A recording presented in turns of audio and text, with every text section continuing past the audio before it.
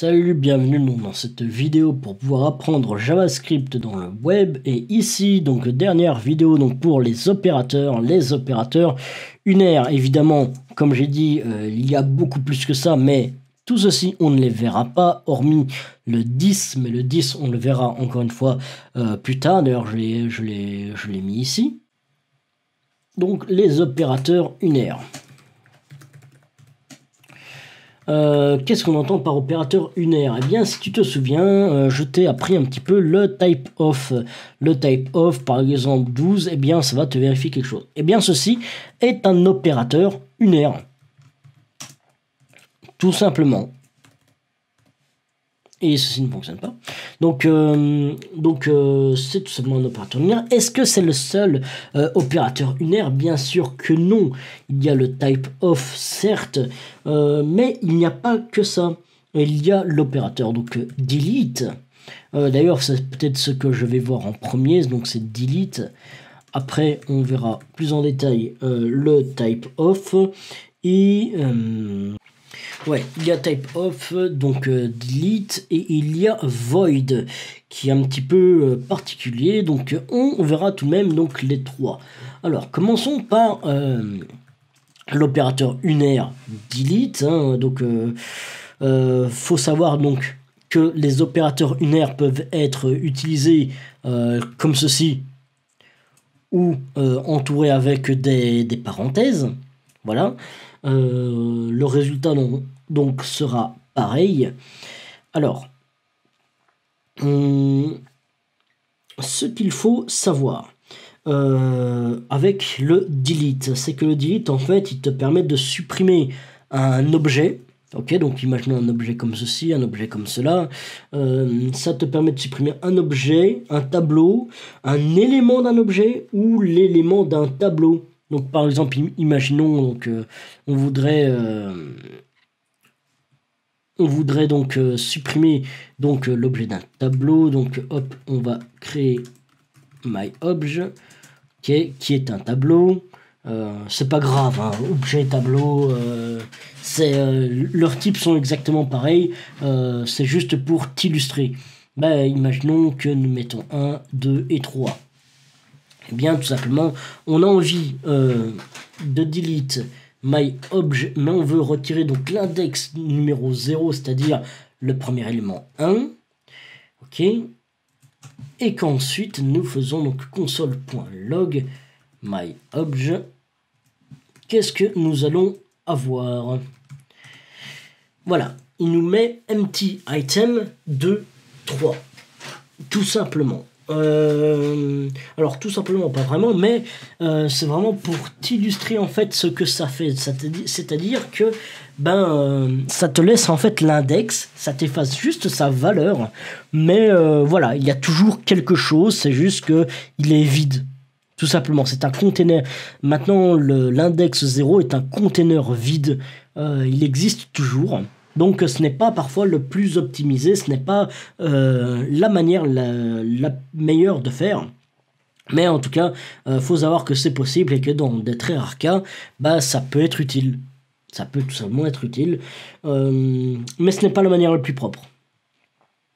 Alors, ça c'est juste donc pour te montrer. Donc c'est pareil, donc imaginons avec un objet, donc que name par exemple serait Marco, et que âge est égal à 26, que je voudrais donc delete myObj.age, je fais, eh bien là en revanche, il ne te laisse pas d'index. Dans un objet, en fait, là c'est beaucoup plus propre. D'où en fait avec un objet, là en revanche ça devient intéressant de le faire. Mais ça ne t'enlève pas la valeur, ça t'enlève carrément tout le âge, tu vois. Ça t'enlève donc toute une partie de l'objet. Donc à utiliser avec parcimonie, en revanche, celui-là pour les objets, ça devient totalement dans les bonnes pratiques parfois de l'utiliser. Mais vraiment dans de très rares cas, encore une fois. Hein. Alors, ça, c'était pour le delete. Maintenant, il y a le type of. Alors, le type of, j'ai pas vraiment grand-chose à te dire comment est-ce que ça fonctionne, parce que tu le sais déjà, voilà, donc type of 12, il va te retourner un number, ceci il va te retourner une string, il va te retourner donc un big int si tu fais ceci. Donc voilà, ça tu le connais déjà, je te l'ai déjà d'ailleurs montré donc dans une des premières vidéos sur les types. J'ai dû obligatoirement te montrer l'opérateur unaire, faut juste savoir que c'est un opérateur unaire, donc que ça fonctionne entre parenthèses ou simplement ainsi. Donc voilà, c'est vraiment tout ce que j'ai à te dire. C'est vraiment tout ce que j'ai à te dire donc sur le sujet donc du type of. Alors il y a le dernier type, donc le type void, enfin l'opérateur unaire void. L'opérateur unaire void, lui, en fait, il est un petit peu plus spécifique dans le sens que le void ne retourne rien.